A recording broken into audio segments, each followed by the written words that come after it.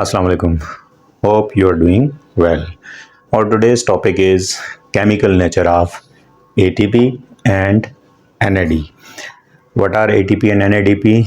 These are examples of nucleic acid. They are nucleotides and they have different roles in metabolism. First one is ATP.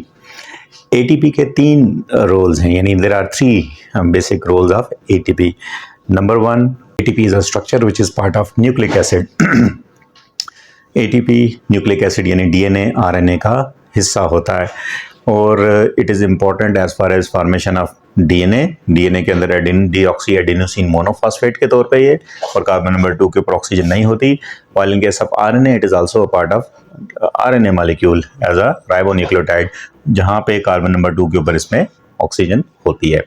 अब ये जो molecule, इसका एक तो role है कि बिल्डिंग ब्लॉक है डीएनए और आरएनए के मॉलिक्यूल के अंदर. दूसरा इसका रोल है एज अ कोएंजाइम. ये कोएंजाइम के तौर पे भी काम करता है डिफरेंट बायोकेमिकल रिएक्शंस के अंदर. और तीसरा इसका बड़ा इंपॉर्टेंट रोल जो है वो which is most important role कि it is energy currency of the cell. ये सेल के अंदर एनर्जी करेंसी के तौर पे काम करता है. अब ये न्यूक्लियोटाइड जो है बेसिकली इसके भी हर न्यूक्लियोटाइड की तरह तीन कंपोनेंट्स हैं. एडेनिन यानी ये जो नाइट्रोजन बेस आप देख रहे हैं प्यूरिन की एग्जांपल है एडेनिन. इसमें कार्बन नंबर 9 के साथ ये राइबोस शुगर जो होती है इसका कार्बन नंबर 1 ये अटैच होता है. किसके थ्रू अटैच होता है? इस लिंकेज के थ्रू अटैच होता है इसके साथ. ठीक है, कार्बन नंबर 1 के ऊपर ये एडेनिन अटैच होती है. Adenine plus ribose sugar they will form adenosine. Both of these will combine to form adenosine. और इसके साथ अगर एक फॉस्फेट लग जाए, now it is called as adenosine monophosphate. Water molecule यहाँ से भी निकलेगा, यहाँ से भी निकलेगा.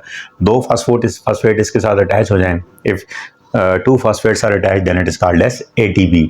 और अगर इसके साथ तीन फॉस्फेट अटैच हों तो it will be known as ATP. तो adenosine monophosphate, adenosine diphosphate and adenosine triphosphate. अब इसमें इंपॉर्टेंट चीज़ क्या है कि इसके अंदर जो टर्मिनल फॉस्फेट्स होते हैं, ये दो फॉस्फेट्स के दरमियान में ये जो बॉन्ड है इसको आप कहते हैं pyrophosphate bond. And this pyrophosphate bond stores huge amount of energy, यानी तकरीबन 7.3 किलो कैलोरी ऑफ एनर्जी पर मोल जो है वो इसके अंदर स्टोर होती है इस मॉलिक्यूल के अंदर. तो this huge amount of energy is stored in this molecule. And जब सेल की डिमांड होती है तो ये हाइड्रोलिसिस होगी, यहाँ से टर्मिनल फॉस्फेट्स जो होंगे ये वाटर की प्रेजेंस में एटीपेज एंजाइम की मौजूदगी में टूटेंगे. And this huge amount of energy will be made available for various biochemical reactions. हमारी बॉडी के अंदर जो केमिकल रिएक्शंस हो रहे होते हैं उन केमिकल रिएक्शंस के लिए जो एनर्जी डिमांडिंग प्रोसेस होते हैं, जैसे मसल कंट्रैक्शन हो गई, न्यूरॉन्स के लिए एनर्जी चाहिए, सिंथेसिस के लिए एनर्जी चाहिए, बहुत सारे रिएक्शंस के लिए, तो वो सारी एनर्जी एटीपी के जरिए से प्रोवाइड होती है. और ये एटीपी की सोर्स क्या है? What is source of ATP? ATP की सोर्स जो आपके पास सबस्ट्रेट फास्फोरिलेशन, जिसमें मॉलिक्यूल अपना फॉस्फेट ग्रुप एडीपी को देते हैं. It can B oxidative phosphorylation, जैसे माइटोकॉन्ड्रिया में आप देखते हैं कि ग्लाइकोलाइसिस, पायरुविक एसिड ऑक्सीडेशन और क्रैब साइकिल के बाद इलेक्ट्रॉन ट्रांसपोर्ट चेन के ऊपर जो energy step by step release होती है, तो उसमें ऑक्सीडेशन रिडक्शन रिएक्शन के दौरान में एटीपी सिंथेटाइज या फन पार्टिकल्स जो होते हैं they are involve in coupling reaction in which they synthesize ATP molecule. So ये एटीपी मॉलिक्यूल एनर्जी करेंसी के लिए माइटोकॉन्ड्रिया और साइटोप्लाज्म के अंदर ये आप देखते हैं कि मेटाबॉलिक रिएक्शंस के दौरान में ये सेल के पास अवेलेबल होता है. और इसी को इस्तेमाल करते हुए एनर्जी डिमांडिंग प्रोसेसेस जो होंगे उनके लिए it will provide this energy. So that is why it is important as a fuel, या that is why it is important as a energy currency. तो ये एनर्जी करेंसी के तौर पे सेल के लिए बड़ा इंपॉर्टेंट होता है. अब ये जो एटीपी है ये हमारी बॉडी के अंदर daily huge amount of ATP are going to be synthesized और total it is estimated that 50 kilogram per day ये प्रोसेस होते हैं एटीपी. ये इस्तेमाल भी होते रहते हैं keep on hydrolyzing into ADP and inorganic phosphate. And again फिर ये चैनल होंगे towards those areas where the ATP is going to be synthesized. तो ये मुसलसल बनते रहते हैं. पर डे प्रोसेस कितने होंगे? 50 kg ऑफ ATP, लेकिन क्योंकि मुसलसल इस्तेमाल भी हो रहे होते हैं ऑब्वियसली रिसाइकलिंग इनकी होती रहती है सेल के अंदर।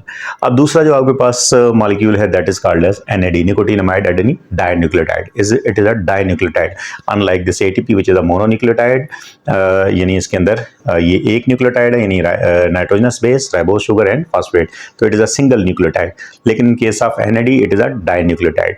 अब ये डाइन्यूक्लियोटाइड जो इसके अंदर निकोटिनामाइड और एडेनिन, इनके ये न्यूक्लियोटाइड है, यानी nicotinamide, ribose sugar and phosphate ये एक न्यूक्लियोटाइड, और adenine, ribose sugar and phosphate ये दूसरा न्यूक्लियोटाइड है। And both of these nucleotides are attached through this pyrophosphate linkage, यानी दो फास्फेट टर्मिनल जो है वो आपस में अटैच है इनके जरिए से। So that is why this molecule is called as dinucleotide. It is nicotinamide adenine dinucleotide, ये आपस में अटैच होते हैं।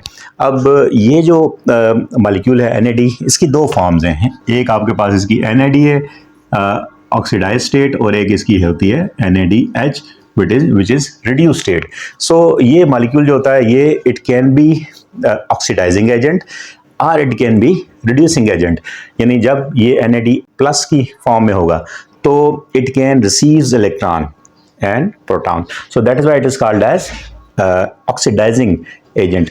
But when it is NADH state के अंदर होगा ये, तो it can deliver their electron and proton. So ये जो मॉलिक्यूल है ये जो रिएक्शंस होते हैं, रेडॉक्स रिएक्शन जो होते हैं, ऑक्सीडेशन रिडक्शन रिएक्शन जो होते हैं, उनमें ये कोएंजाइम के तौर पे काम करता है। और जहाँ पर डीहाइड्रोजनेशन होती है मॉलिक्यूल्स की, डीहाइड्रोजनेज एंजाइम एक्ट कर रहे होते हैं, वहाँ पर ये इलेक्ट्रॉन्स को और हाइड्रोजन आयन को लेता है वहाँ से और लेके जाता है वहाँ पर जहाँ पर इन्होंने रिड्यूस करना होता है मॉलिक्यूल्स को, और वो फिर एरोबिक रेस्पिरेशन के दौरान में, सेलुलर रेस्पिरेशन के दौरान में वो हाई एनर्जी इलेक्ट्रॉन और प्रोटॉन जो होते हैं उससे एनर्जी हार्वेस्ट की जाती है और ATP सिंथेसाइज किया जाता है। सो इसकी दो फॉर्म है, एक इसकी NAD प्लस स्टेट है ये वाली जिसमें इस पर पॉजिटिव चार्ज होगा, और दूसरी इसकी स्टेट क्या होगी, जब ये इलेक्ट्रॉन्स और प्रोटॉन रिसीव करेगा तो इसके अंदर ये डबल बॉन्ड ख़त्म हो जाएगा और 3 डबल बॉन्ड्स के बजाय यहाँ पर 2 डबल बॉन्ड होंगे।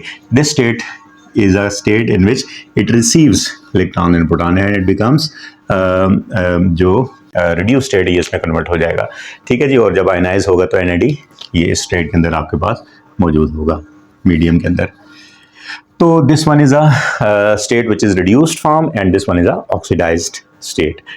इन this particular state it is oxidising agent और इस स्टेट के अंदर ये रिड्यूसिंग एजेंट होगा। तो इसका रोल आप डिटेल के साथ बायोएनर्जेटिक्स वाले चैप्टर के अंदर देखेंगे, जहां पर ये ऑक्सीडेशन रिडक्शन रिएक्शन के दौरान it is working as a coenzyme, it is helping dehydrogenases जैसे अल्फा कीटोग्लूटारेट डीहाइड्रोजनेज, जैसे सुक्सिनेट डीहाइड्रोजनेज, जिस तरह से आप देखते हैं जिस तरह alpha ketoglutarate dehydrogenase, pyruvate dehydrogenase, ठीक है जी, इस तरह के जो जितने भी एंजाइम्स हैं, ट्रायोज डीहाइड्रोजनेज वगैरह, तो वहाँ पर ये जो हाई एनर्जी इलेक्ट्रॉन्स हैं और साथ हाइड्रोजन आयंस हैं ये उनको ऑक्सीडेशन के दौरान ये ले लेता है और इनको लेके जाता है वहाँ पर जहाँ पर इन हाई एनर्जी इलेक्ट्रॉन प्रोटॉन से एनर्जी हार्वेस्ट की जाती है। Thank you very much, have a nice day.